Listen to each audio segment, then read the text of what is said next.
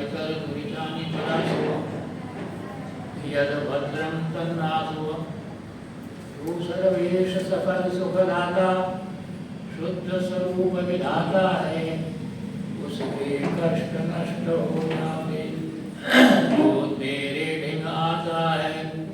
सारे दुर्गुण दुर्व्यसनों से हमको नाथ बचा लीजिए, मंगलमय गुण कर्म पदार्थ प्रेम सिंधु हमको दीजिए।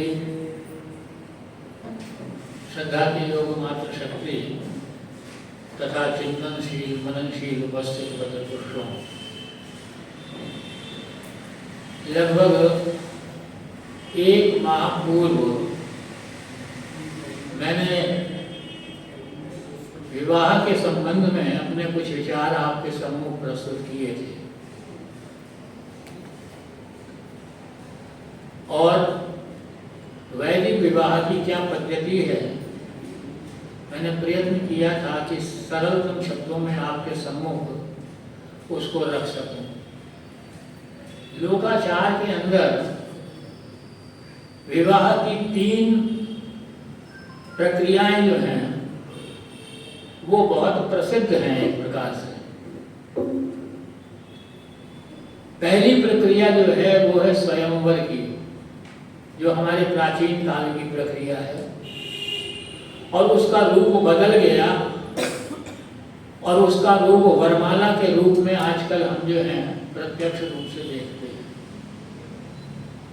दूसरी प्रक्रिया मधुपर्क की है, जो हमारी वैदिक विवाह पद्धति की अद्भुत और अनुपम प्रक्रिया है।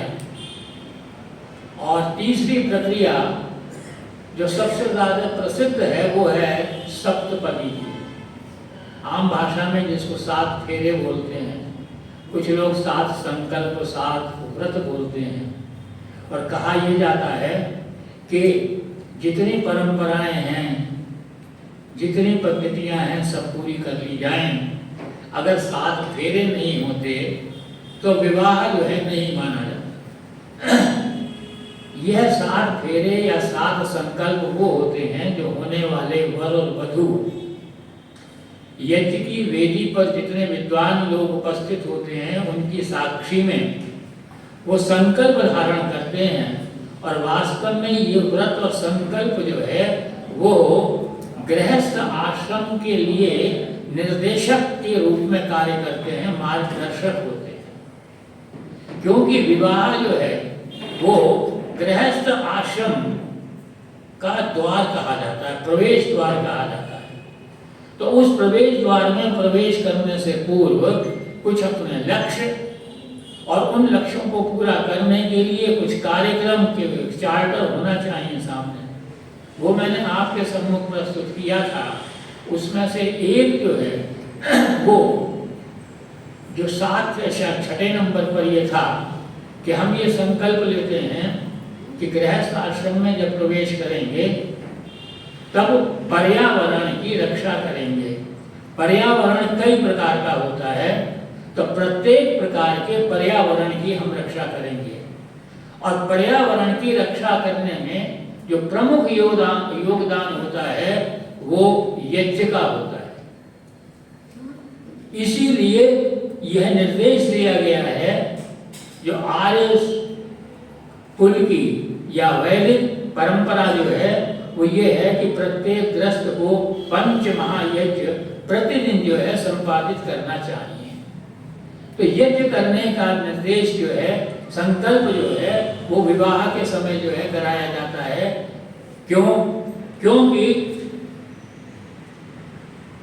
यह जो यज्ञ है यह एक प्रमुख योगदान देता है हर प्रकार के पर्यावरण की रक्षा करने के लिए। अनेकों प्रकार के पर्यावरण होते हैं, जैसे भौतिक पर्यावरण है, सामाजिक पर्यावरण है, राष्ट्रीय पर्यावरण है। यह सब जो है इन सब को दूर करने में यज्ञ अपना प्रमुख योगदान देता है।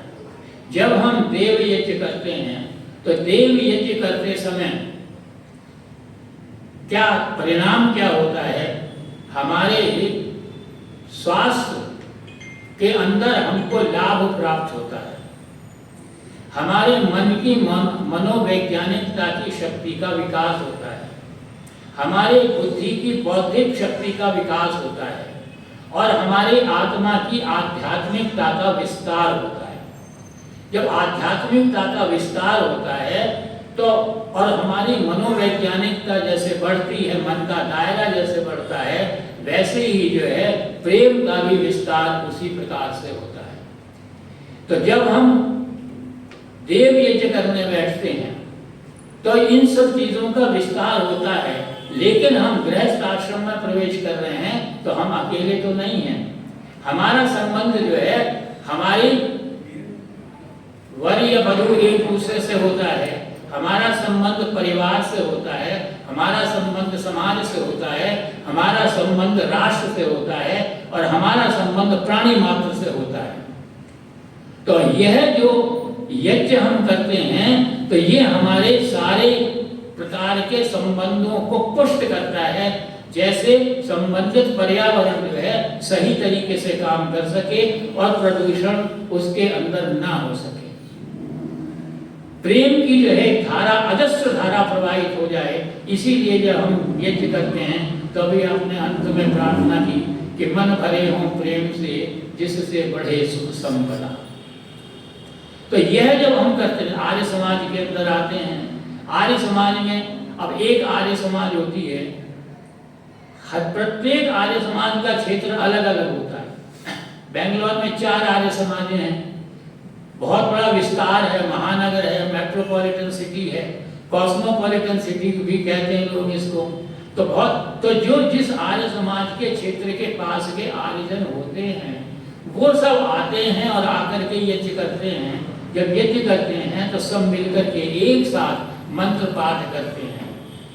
मंत्र के अंदर में स्वाहा बोलते हैं, स्वाहा के बाद आहुति देते हैं, अर्थात जब विभिन्न पूर्व पश्चिम उत्तर दक्षिण से विभिन्न आर्यजन आते हैं, उनके परिवार आते हैं, उनके संबंधी मित्रगण आते हैं और यहाँ पर आकर के बैठ के एक साथ जब कार्यक्रम करते हैं तो वो संगच्छद्म संवदत्वम संभो मनांसी जानता, प्रेम से मिलकर चलो बोलो सभी ज्ञानी बनो, पूर्वजों की भांति तुम कर्तव्य के मानी।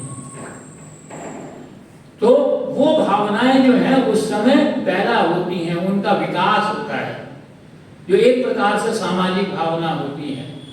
हम प्रार्थना करते हैं, भावना मिट जाए मन से पाप अत्याचार की, कामनाएं पूर्ण हो में यज्ञ से नर नारी की। तो ये एक जो सामाजिक प्रदूषण है उसको दूर करने की ओर हम जो है अग्रसर होते हैं। इसी तरह से हम अपने परिवार के अंदर यज्ञ करते हैं। जब परिवार में यज्ञ करते हैं तो हम स्वयं बैठते हैं, साथ में हमारे माता पिता बैठते हैं, साथ में हमारी संतान बैठती है, 3 पीढ़ी में बैठ करके एक साथ जो है वह यज्ञ करते हैं। यज्ञ कुंड में समिधा लगाते हैं, मंत्र पाठ करते हैं, अग्नि प्रज्वलित करते हैं, अंत में स्वाहा बोलते हैं, स्वाहा के साथ घी की सामग्री की आहुति देते हैं। तो जब ये कार्य सारा परिवार 3 पीढ़ी मिलकर के बैठकर करता है तो ये जो समस्त भौतिक प्रक्रिया चलती है, इस भौतिक प्रक्रिया में क्या होता है कि जो बड़े होते हैं, जो हमारे माता पिता होते हैं, दादा दादी आदि होते हैं परिवार के अंदर, उनके अंदर क्या स्थिति होती है कि जो छोटे हैं, बच्चे हैं, उनके प्रति एक वात्सल्य भावना की धारा प्रवाहित होती है। बुजुर्गों के अंदर एक स्नेह, एक प्रेम, एक आशीर्वाद की भावना उनके अंदर जागृत होती है। जो बच्चे होते हैं उन बच्चों के अंदर बड़ों के प्रति जो है आदर है, मान है, सम्मान है, श्रद्धा है, ये भावना जागृत होती है। और जो समवयस्क होते हैं, एक ही उम्र के होते हैं, उनके अंदर क्या होता है कि वो एक साथ काम करने की जो है भावना उनके अंदर जागृत होती है। तो इस प्रकार से यह जो देव यज्ञ है, ये प्रत्येक दृष्टि से परिवार के अंदर जो प्रदूषण है, जो गंदगी है, उसे दूर करने में अपना योगदान प्रदान करता है। समाज के अंदर जो गंदगी है उसे दूर करने का प्रयत्न करता है। जो प्राणी मात्र के अंदर है उन सब के प्रति जो है एक उनकी रक्षा करने की भावना हम बलिवेश देव यज्ञ के अंदर करते हैं। तो इस प्रकार से यह जैसे देव यज्ञ प्रमुख योगदान देता है। इसके बाद दूसरा यज्ञ आता है पितृयज्ञ, जो प्रत्येक गृहस्थी को मैंने कहा 5 महायज्ञ करने प्रतिदिन जो है आवश्यक है। लेकिन पितृयज्ञ में क्या होता है? ना हवन कुंड होता है, ना समिधा होती है, ना सामग्री होती है, ना मंत्र होते हैं, ना स्वाहा होती है, ना आहुतियां होती हैं। यह जो हमारा पितृयज्ञ है, यह किसके ऊपर निर्भर करता है? ये वास्तव में देव पूजा, संगतिकरण और दान के आधार पर चलता है। इसके तो ये प्रतिदिन करना चाहिए। अब हमारे समाज के अंदर कुछ स्वार्थ आ गया, कुछ प्रदूषण आ गया, कुछ गंदगी आ गई, और परिणाम क्या हुआ कि दैनिक जीवन में करने वाला पितृयज्ञ जो है वो 1 मास के अंदर सीमित होकर के रह गया, और इसका नाम भी बदल दिया गया, और इसको हमने कहा श्राद्ध है। श्राद्ध के अंदर सबसे बड़ी जो अनर्थ हुआ वो ये हुआ कि जो हमारे जीवित बुजुर्ग, माता पिता, गुरु आचार्य, दादा दादी, नानी नाना सब वो एक तरफ हट गए, और मरे हुओं को जो है हमने जो है तर्पण करना शुरू कर दिया। तो वास्तविकता क्या है कि इस श्राद्ध के अंदर 3 शब्द प्रमुख आते हैं। एक आता है श्राद्ध। श्राद्ध का अर्थ होता है डीप रेस्पेक्ट, रेवरेंस, अपने हृदय के अंतस से जो बड़ों के प्रति श्रद्धा है, पितरों के प्रति श्रद्धा है, मान है, सम्मान है, आदर है, वो हमें प्रकट करना है। दूसरा शब्द यहाँ आता है पितर। पितर हमने मरे हुओं को मान लिया, जबकि शास्त्र के अनुसार पितर क्या होते हैं? जो जीवित होते हैं वो पितर होते हैं। पितर के अंदर शास्त्र के अनुसार अगर आप अध्ययन करें तो वहां आया पितर कौन होते हैं कि जो जीवित माता हैं, पिता हैं, आचार्य हैं, गुरु हैं, और साथ में जो हमारी रक्षा करते हैं वो हैं, जो हमें अन्नदान देते हैं वो हैं, जो हमारे पुरोहित वो हैं। तो इस प्रकार से यह शास्त्र, और चाणक्य नीति को पढ़िए तो उसने भी यही लिखा है। उन्होंने भी ये लिखा है कि भाई माता है, पिता हैं, आचार्य हैं, उपाध्याय हैं, अध्यापक हैं, और किसान हैं, और हमारी रक्षा करने वाले जो रक्षक हैं, सिपाही हैं, सेना के जवान हैं, वो सब जो है हमारे पितरों के रूप में आते हैं। और इन पितरों का हमको तर्पण करना चाहिए। कब करना चाहिए? तो श्राद्ध वाले कहते हैं कि 1 महीना निर्धारित कर दिया, और उसके अंदर भी 1 दिन कह दिया कि इस दिन इनको तृप्त कर दो, संतुष्ट कर दो।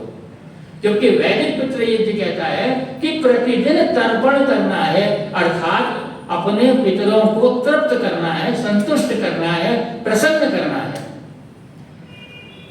पश्चिमी सभ्यता आई, उसकी जहाँ हिलोरें हमारे यहाँ आ गई, तो हमने उसके अंदर भी उन्होंने, क्योंकि उनका तो जीवन व्यस्त है, भोगवादी परंपरा को मानते हैं, भोग से फुर्सत नहीं मिलती, माता पिता की तरफ कौन देखे, तो उन्होंने कह दिया साल में 1 दिन मदर्स डे है, 1 दिन फादर्स डे है, 1 दिन टीचर्स डे है, 1 दिन फार्मर्स डे है, 1 दिन आर्मी डे है। एक दिन में क्या करते हैं? मोबाइल पर सुंदर सा जो है संदेश भेज दिया जाता है। अगर बहुत ज्यादा आज्ञाकारी हुए, बहुत ज्यादा तुष्टि चाहिए, उन्होंने प्रसन्नता चाहिए माता पिता की, तो साथ में एक चॉकलेट का डिब्बा भेज दिया, एक बुके भेज दिया, और उसमें उनके कर्तव्य की इतिश्री हो गई। लेकिन हमारे यहाँ क्या कहते हैं? हमारे यहाँ कहते हैं कि पितृयज्ञ जो है वो प्रतिदिन होना चाहिए। और प्रतिदिन क्या होना चाहिए? देव पूजा होनी चाहिए। ये जितने पितर हैं इनको देवता की श्रेणी के अंदर माना गया है, अर्थात इनको जो है प्रसन्न करना चाहिए, इनको तृप्त करना चाहिए। अब कैसे तृप्त करें? तो हमारा एक नीतिकार कहता है, अभिवादनशीलस्य नित्यं वृद्धोपसेविनः चत्वारि तस्य वर्धन्ते आयुर्विद्याय शोभते। यहाँ में नित्य शब्द आया है। क्या हो? पहली बात क्या हो? अभिवादनशील होना चाहिए। प्रातः काल उठ के अपने पितरों का जो है उनका वंदन करना चाहिए, उनको प्रणाम करना चाहिए, उनके चरण स्पर्श करने चाहिए। और करने से, प्रतिदिन करने से क्या होगा? चत्वारि तस्य वर्धन्ते, उसकी 4 चीजें बढ़ती हैं। केवल हम उनको ही पुष्ट नहीं कर रहे हैं, उनको प्रसन्न नहीं कर रहे, हम अपना स्वार्थ भी सिद्ध कर रहे हैं, क्योंकि जब हम उनका वंदन करते हैं चरण स्पर्श करते हैं, तो मान लीजिए घर में 10 हैं हमारे बुजुर्ग, हम 10 के पैर छूते हैं, चरण स्पर्श करते हैं, 10 हमको अपने हृदय से, हृदय के अंतर से जो है हमको आशीर्वाद देते हैं, दुआ देते हैं। और क्या दुआ देते हैं? आम भाषा में जो अनपढ़ कहते हैं, जीते रहो बेटा, आयुष्मान भव, आगे बढ़ते रहो, खुश रहो, स्वस्थ रहो। अब जो इतने सारी आपको आशीर्वाद प्रतिदिन हृदय के अंदर से मिलते हैं, दिल से दुआएं निकलती हैं, प्रतिदिन निकलती हैं, 7 दिन निकलती हैं, पूरे महीने निकलती हैं, पूरे साल भर निकलती हैं, परिणाम क्या होगा? आयु, विद्या, यश और बल आपके स्वयं में बढ़ते चले जाएंगे। तो यह जो है हमारे यहाँ का है कि हम सम्मान करें बड़ों का। तो ये किसमें आता है? ये आता है देव पूजा। फिर उसके बाद क्या है? अभिवादनशील होना चाहिए और नित्यम वृद्धोपसेविनः, नित्य ही जो है बड़ों की सेवा करनी चाहिए। क्यों करनी चाहिए? इसलिए करनी चाहिए क्योंकि ये जो बड़े हैं, माता पिता ही नहीं, आपके दादा दादी, नाना नानी, मामा, चाचा, ताऊ जितने भी हैं, जब आप पैदा हुए थे, जब आपका जन्म हुआ था और जब आपकी परवरिश प्रारंभ हुई थी, आपका विकास हो रहा था, प्रगति हो रही थी, तो इन्होंने आपकी प्रगति के लिए, आपकी अच्छा बढ़ने के लिए इन्होंने कुछ दुख सहे थे, इन्होंने कुछ संघर्ष किया था आपके लिए, इन्होंने कुछ त्याग किया था आपके लिए। तो अब स्थिति क्या हो गई?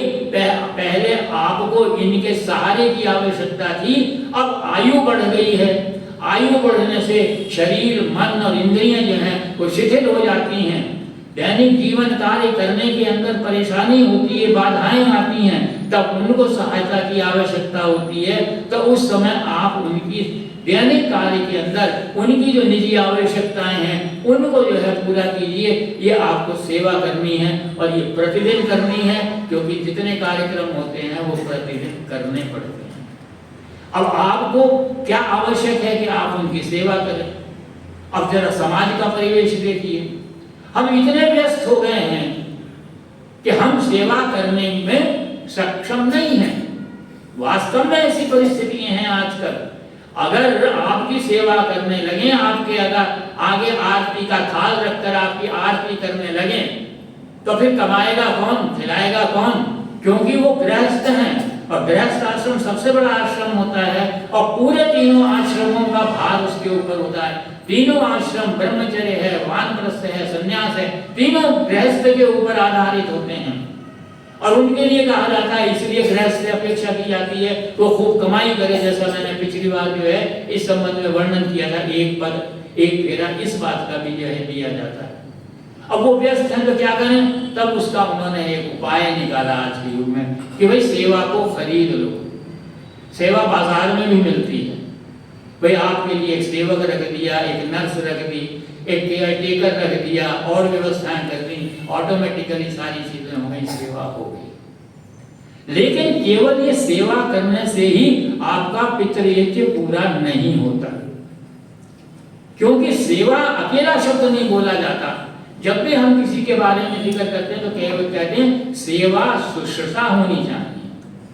सेवा तो हमने बाजार से खरीद दी, लेकिन शुश्रूषा जो है वो बाजार से खरीदी नहीं जा सकती। उसके लिए आपको समय देना पड़ेगा।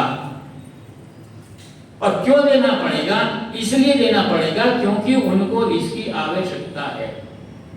जब आपके बुजुर्ग लोग कार्य क्षेत्र के अंदर कार्य कर रहे थे, घर से निकलते थे, ऑफिस में जाते थे, अपने व्यवसाय में जाते थे, कोई भी कार्य करते हों, जब वहां पहुंचते थे तो कुछ लोग उनको मिलते थे जो उनसे ऊपर के होते थे, कुछ मिलते थे जो नीचे के होते थे। आप सर्विस में हैं तो कुछ आपके ऑफिसर्स होते थे, कुछ आपके सबॉर्डिनेट्स होते थे। ऑफिसर्स आपको निर्देश देते थे, आप अपने अधीनस्थों को निर्देश देते थे और अनेकों लोगों से आपका संवाद होता था, आपकी अंतःक्रियाएं होती थी, इंटरेक्शंस होते थे और आप इतने व्यस्त होते थे, कितने लोगों के साथ आपका संपर्क होता था, तब आप थके हुए घर पहुंचते थे।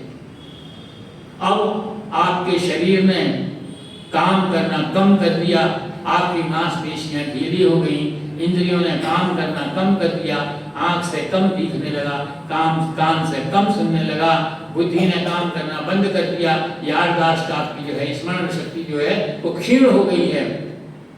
तो उस समय जो है आपका सारे जो आपकी एक्टिविटीज हैं, सारे क्रियाकलाप हैं, वो खत्म हो जाते हैं। और तब सरकार, अगर आप सरकारी कर्मचारी हैं तो, और चाहे आपका अपना व्यापार है तो, आप जो वहां से हटा दिए जाते हैं, हट जाते हैं और घर में रह जाते हैं। और तब अकेलापन आपको सालता है, अकेलेपन से आप दुखी हो जाते हैं। और ये अकेलापन कभी कभी इतनी विषम स्थिति पहुंचा देता है कि व्यक्ति सोचता है इससे तो मुझे मृत्यु आ जाए तो ज्यादा अच्छा। क्यों? क्योंकि आदत तो थी काम करने की, लोगों से मिलने की, जुलने की, बात करने की। अब कोई नहीं, तब उसकी इच्छा होती है कि कोई मुझे 2 मिनट मुझसे बात कर ले। और वो बात करने की जो बात होती है वो कहलाती है शुश्रूषा। तो आपसे बात करने, मैं व्यक्तिगत रूप से इस बात को देख रहा हूं, मुझसे जो बड़े हैं मैं देखता हूं वो तरसते हैं। मैं बाहर चला जाता हूं, अभी 3 दिन घूमने चला गया, पीछे आके कहा कि अरे वो तो आपको बहुत याद कर रहे थे। क्यों? क्योंकि कोई बात करना पसंद नहीं करता, मैं उनके पास बैठ जाता हूं, उनकी बात सुन लेता हूं। लेकिन सुनने अब ये भी जो है व्यावहारिक नहीं लगता। कैसे सुने? क्योंकि आपकी प्रवृत्ति परिवर्तित हो जाती है, आपके पास कुछ बात करने के लिए है ही नहीं। जब कोई बात करेगा तो आप अपने जीवन के संस्मरण सुनाना शुरू कर देंगे। ऐसा हुआ था फलाना, ऐसा हुआ था, मैंने ऐसा किया था, मेरे साथ ऐसा हुआ था, यह बखाना आप शुरू कर देंगे। और फिर ये इसकी भी सीमा होती है, आपके संस्मरण लगातार आप जो दोहराते रहते हैं, तो आखिरकार सुनने वाले की भी कुछ सहन शक्ति होती है। तो आवश्यकता इस बात की शुश्रूषा है, तो आपके अंदर ये शक्ति होनी चाहिए, ये दक्षता होनी चाहिए कि जो आपको सुना रहा है उसको ये महसूस न हो जाए कि आप उससे उकता गए हैं, उससे परेशान हो गए हैं। और केवल एक ही बात ये नहीं है कि संस्मरण ही सुनाने की आदत पड़ती हो, एक बात और होती है, हमने जो देखा सही देखा, आज जो कुछ हो रहा है सब गलत हो रहा है। अब ऐसी स्थिति में जब हम आ जाता है बीच में, हमने ये किया या ये बात है, हम इस बात को मानते हैं, अब आज का परिवेश दूसरा है, उसके अंदर आप गलत सिद्ध होते हैं, आप कहते हैं मैं सही हूं। तो ये हो सकता है कि आप जो बात कह रहे हैं आप गलत हो, और केवल एक बात नहीं, जितनी बातें आप कह रहे हैं वो गलत हो। उस समय शुश्रूषा करने वाले की आवश्यकता होती है कि धीरज के साथ चुपचाप उसको सुन ले और ये दर्शा दे कि हाँ मैं आपकी बात से सहमत हूं, मैं गलत बोल देता हूं। दादी के पास बैठा हुआ हूं, दादी ने कहीं कोई न्यूयॉर्क की बात सुन ली, बात आई भारत की राजधानी की, दादी ने कहा भारत की राजधानी न्यूयॉर्क है। अब आप उलझ गए उसके साथ, दादी के साथ कि नहीं।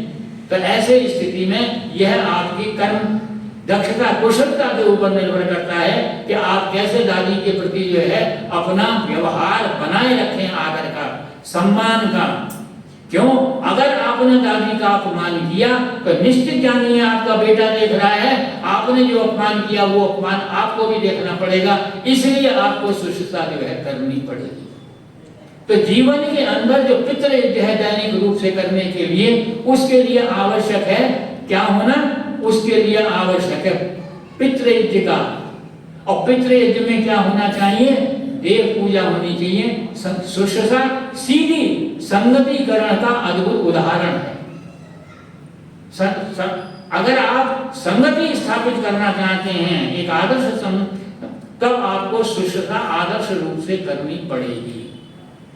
तो और दान जब अगले कमा नहीं रहे तो आपको उनके प्रति कुछ जो है व्यय करना पड़ेगा, अपने कर्तव्य का पालन करना पड़ेगा। अब प्रश्न ये उठता है कि यह पितृयज्ञ करा कैसे जाए? अभिवादनशील कब बन सकते हैं? कब हम जो है सेवा कर सकते हैं? कब हम जो है शुश्रूषा कर सकते हैं? तो इसका मार्ग जो है वो हमको वेद दिखाता है। वेद हमारा मार्गदर्शन करता है। वेद कहता है मैं रास्ता दिखाता हूँ, गृहस्थ कैसा होना चाहिए। तब वेद मंत्र कहता है अनुव्रता पितु पुत्र माता भवतु सम्मनः जाया जाते मुन।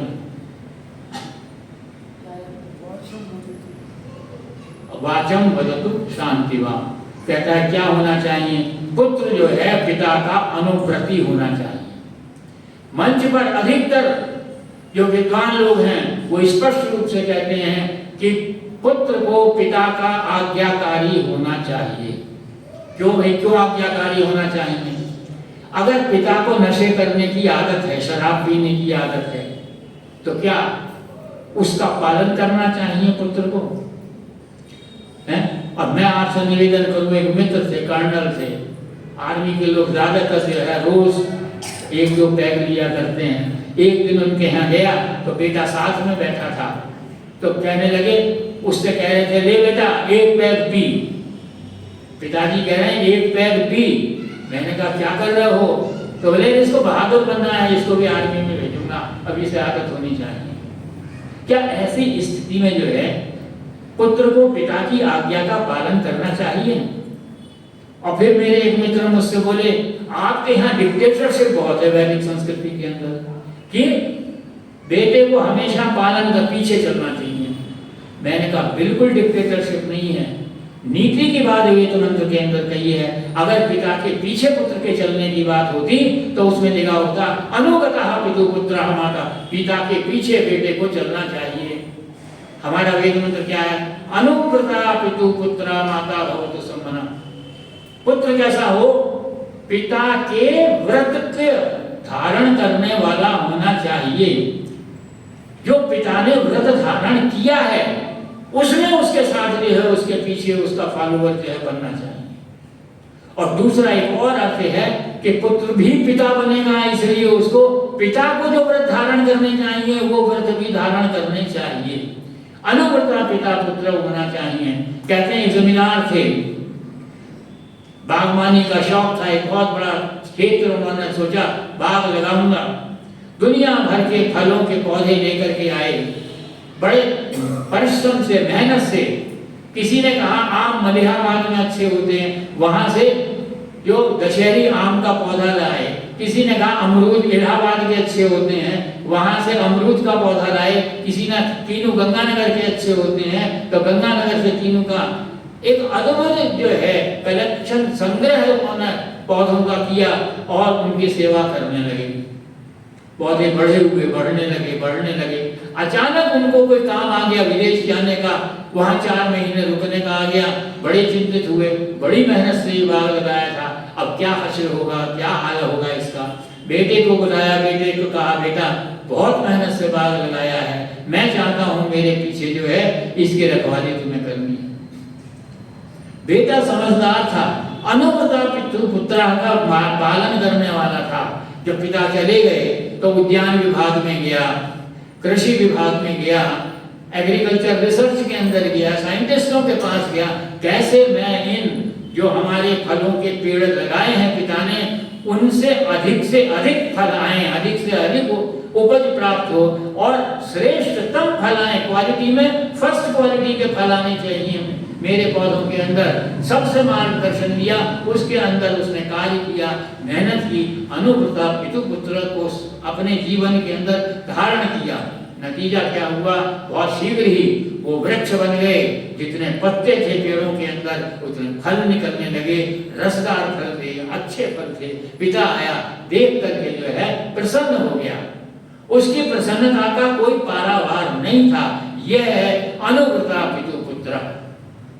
तो पुत्र को ऐसे व्रत के अंदर पीछे चलना चाहिए, गलत बात के लिए कभी पीछे नहीं चलना चाहिए। कभी वेद इस बात को स्वीकार नहीं करता। और फिर कहता है माता भवतु सम्मना, माता के मन वाला होना चाहिए, क्योंकि माता निर्माता होती, माता निर्माण करती है। और जब तक माता का और पुत्र का मन नहीं मिलेगा, पुत्र आगे बढ़ नहीं सकेगा।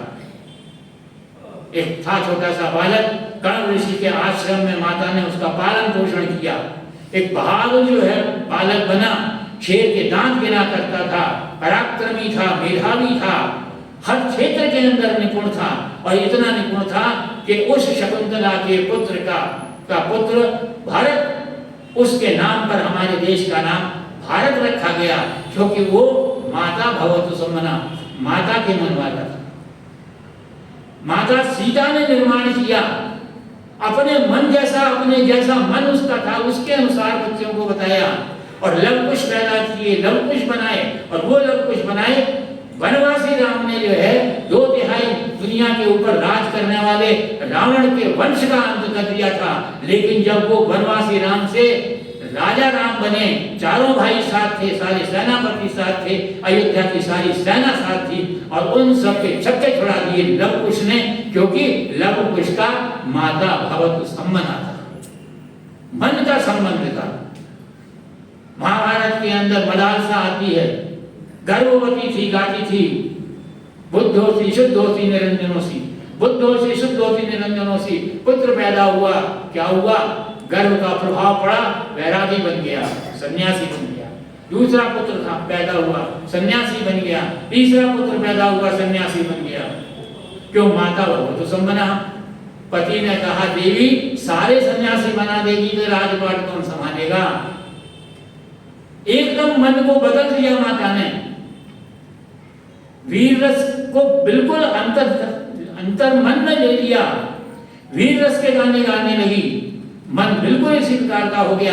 तब एक वीर पुत्र पैदा हुआ जिसने राज को संभाला। संजय गया जरासंध से लड़ने, सरना देख करके भाग आया। माँ कौन थी? माँ थी विदुला। उस विदुला माँ ने जो है उस संजय को जो फटकार लगाई, अपने मन के अनुरूप किया, जबरदस्ती किया, तो माता के मन की बात को स्वीकार करते हुए पूरी तैयारी के साथ गया और जो शत्रु की सेना थी उसके छक्के छुड़ा दिए उसने। तो माता भवतु संबंधा, माता मन वाली, माता के मन वाला पुत्र को होना चाहिए, तब आदर्श परिवार बनता है, तब आदर्श गृहस्थ बनता है। और जाया तप्ते मधुमती, पति पत्नी में परस्पर मधुर भाषा का जो है उनको बोलनी चाहिए, मीठी वाणी बोलनी चाहिए।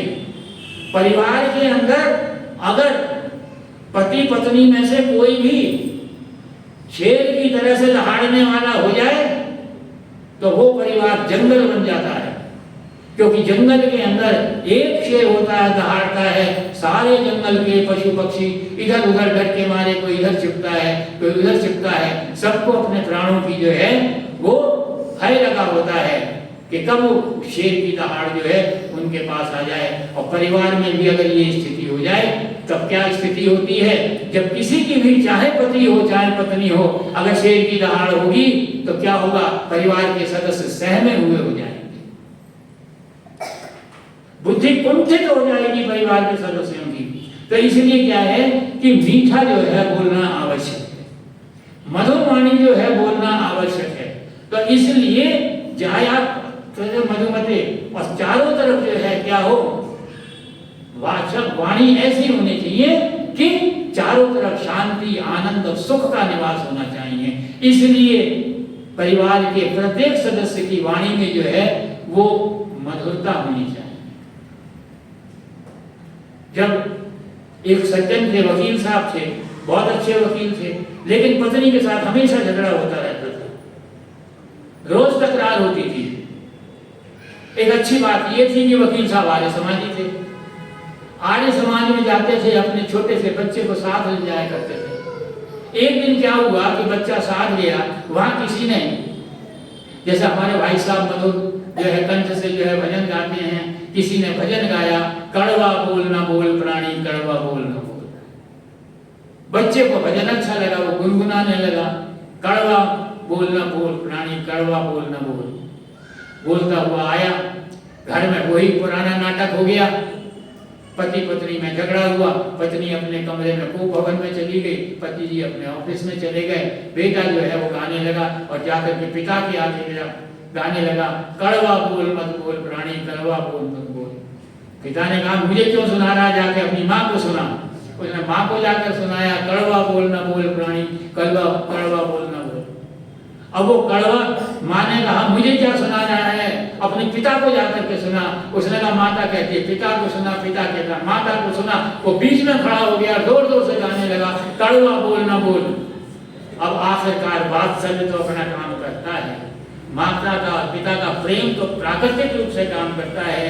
दोनों उठे, उठ करके आकर के दोनों बच्चे के सामने दोनों तरफ खड़े हो गए, बच्चे का चुम्बन लिया, प्रेम हो गया, और उस प्रेम में जो है उनकी दिशा बदल गई।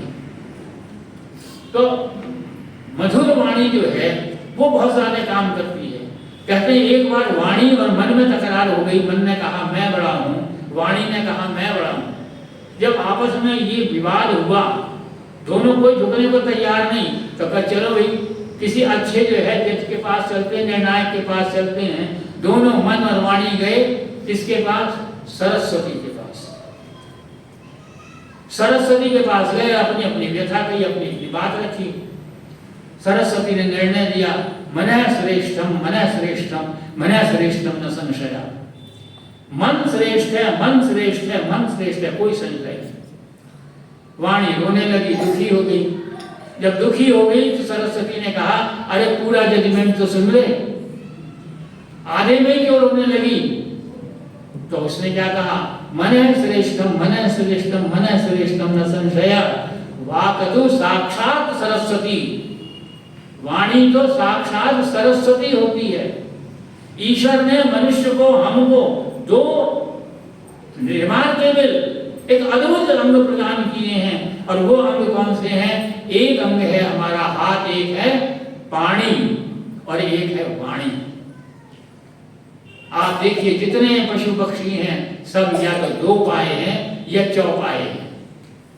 जितने पशु पक्षी हैं अपने उनके पैर हैं, दो हैं या चार हैं। वो अपने हाथ का काम भी पैर से करते हैं। केवल मात्र परमपिता परमात्मा ने मनुष्य को जो है दो हाथ दिए हैं, दो पैर दिए हैं। ये शक्ति का प्रतीक है, ये साहस का प्रतीक है, ये कर्म का प्रतीक है, और ये सहयोग का प्रतीक है, दया का प्रतीक है। जब हमें चलना होता है, जब सहायता करते कि हाथ से हाथ मिला करके चलो। एक वो पुरानी बड़ी मशहूर जो है फिल्म थी, उसका गाना जो है सबकी जुबान पे तैरता था तब कि साथी हाथ बढ़ाना साथी रे। कदम बढ़ाने की बात जो है वो सिर्फ आर्मी के अंदर कही जाती है, लेकिन हाथ बढ़ाने की काम हर जगह कही जाती है। हाथ है वो शक्ति का प्रतीक है, देखें तेरी बाजू में कितनी ताकत है। तो ये एक अद्भुत चीज है, अद्भुत अंग ईश्वर ने जो है वो हाथ पानी हमको प्रदान किया। इसीलिए ने विवाह संस्कार में क्या कहते हैं कि कौन सा संस्कार है? ये पाणी ग्रहण संस्कार है।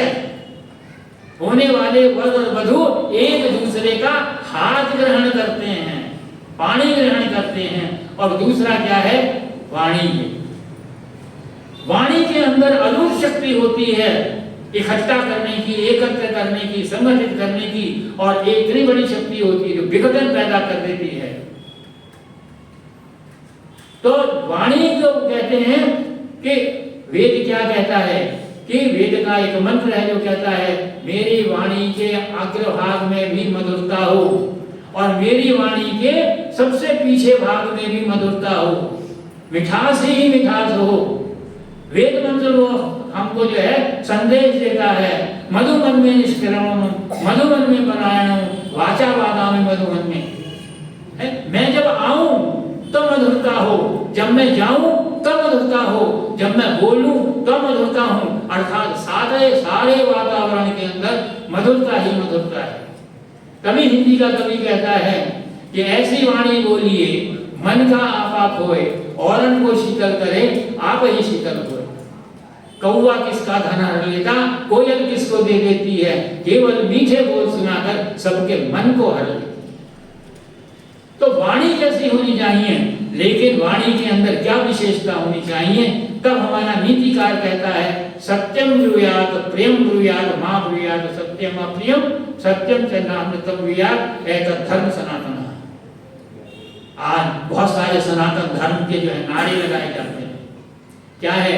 सत्य बोलो, सत्यम ब्रूयात, प्रिय बोलो, मीठा बोलो।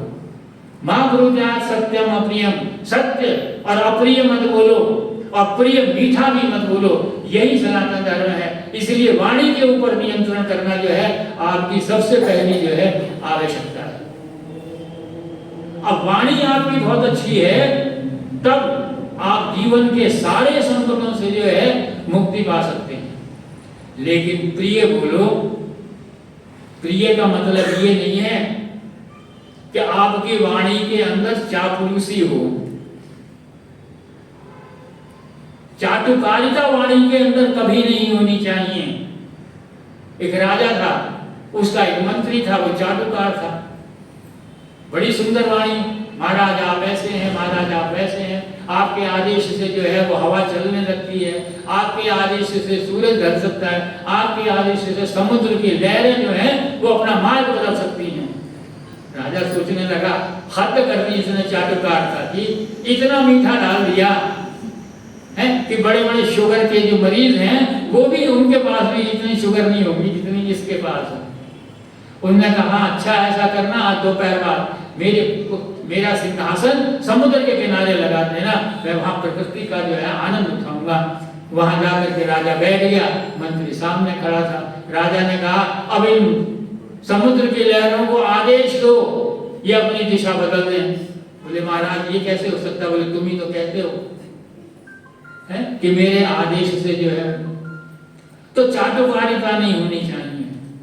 लेकिन वाणी का मतलब ये हो, वाणी के अंदर संयम होना चाहिए, संयत होना चाहिए। जब बोलना है तभी बोलना चाहिए, जब नहीं बोलना है तब नहीं बोलना चाहिए। वो कहते हैं अधिका भलाना बरसना और अधिकी बलीना धूप और अधिका बोलना और अतिथि भलीना चूप। इसलिए समय पर जितना बोलने आवश्यक है वाणी का उपयोग उतना ही वहां पर ही होना चाहिए। और दूसरी सबसे बड़ी बात यह है, वो जो कहता है मन श्रेष्ठम, बुद्धि को लेकर के वाणी का उपयोग जो है वो करना चाहिए, वरना अर्थ का अनर्थ हो जाता है। कहते हैं एक राजा जो है वो गए, राजा का दूत गया किसी काम से दूसरे राजा के यहाँ, जो संदेश था वो दिया वहां पर। दूसरे राजा ने कहा अच्छा दूत ये बताओ मैं तुम्हें कैसा लगता हूं? तो बोले साहब आप तो 14वीं के चांद हो। राजा प्रसन्न हो गया। बोले और तुम्हारे राजा कैसे हैं? बोले मेरे राजा तो दूज के चांद है। अब गुप्तचर हमेशा होते हैं, पहले राजा का गुप्तचर देख रहा था, जाके जो है अपने राजा को कहा महाराज इसने जो है दूसरे राजा का सम्मान किया, आपका अपमान किया, ये अपना दूत कैसा है? गया राजा क्रुद्ध हो गए। बोले भाई तुमने ये किया क्या? तुमने मेरा अपमान किया? बोले नहीं साहब मैंने आपका सम्मान किया। बोले सम्मान कैसे किया? बोले साहब मैंने उस राजा को कहा तुम 14वीं का चांद हो। 14वीं का चांद कौन सा होता है कि 14वीं वाले दिन को छोड़ करके फिर जितनी तिथियां आती हैं उस चांद का आकार कम होता चला जाता है, उस चांद की शक्ति कम होती है, उसकी चांदनी कम होती चली जाती है। महाराज वो तो शक्तिहीन होता चला जा रहा है और आप तो दूज के चांद हो, और दूज का चांद जो है जैसे जैसे बढ़ता है अपनी छटा छवि जो है बिखेरता चला जाता है, चांदनी बिखेरता चला जाता है। तो जीवन के अंदर वाणी का किस रूप में कब कैसे प्रयोग होना चाहिए, उसमें सारी इंद्रियों का समावेश होना जो है आवश्यक है।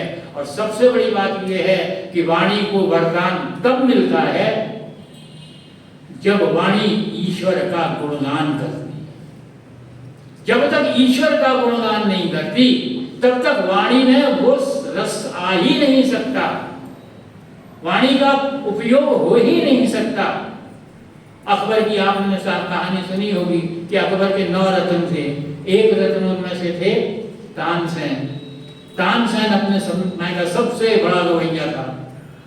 कहते थे गाता था तो दीपक जल जाते थे, मल्हार गाता था तो वर्षा होने लगती थी, इतनी शक्ति थी उसके संगीत के, उसके गायन के अंदर।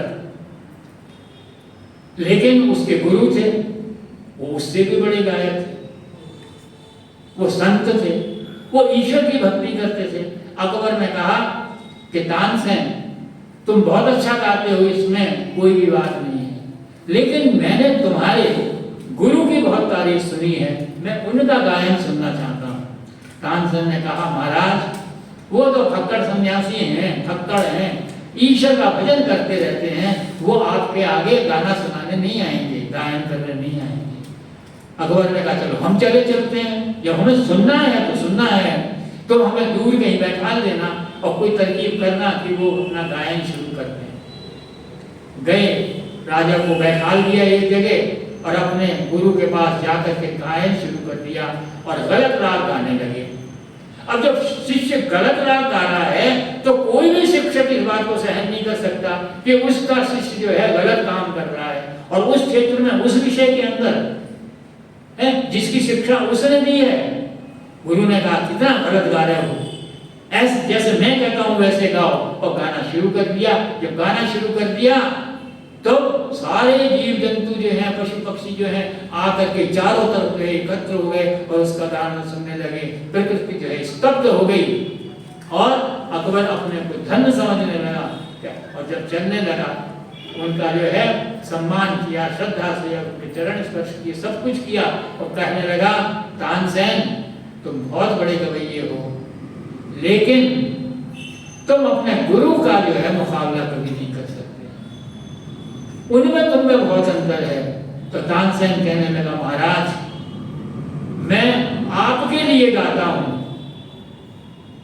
आपकी प्रशंसा में गाता हूं, और मेरा गुरु उस परम पिता परमात्मा का गुणगान करता है, उस ईश्वर की भक्ति करता है, उसके लिए अपनी वाणी का प्रयोग करता है। इसलिए आवश्यक इस बात की है कि जहाँ सारी बातें हों, हमारी वाणी के अंदर ईश्वर की स्तुति और प्रार्थना का होना जो है नितांत आवश्यक है। सारी बातें एक तरफ हैं, लेकिन ईश्वर का आशीर्वाद एक तरफ है, उसकी सहायता एक तरफ है।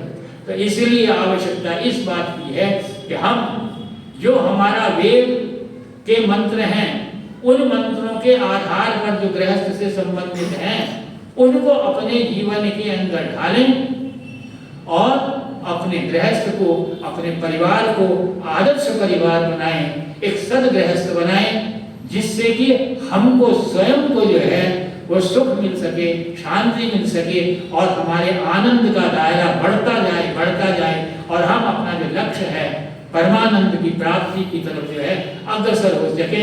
इसलिए आवश्यक इस बात की है कि हमारा गृहस्थ जो है वो सही होना चाहिए।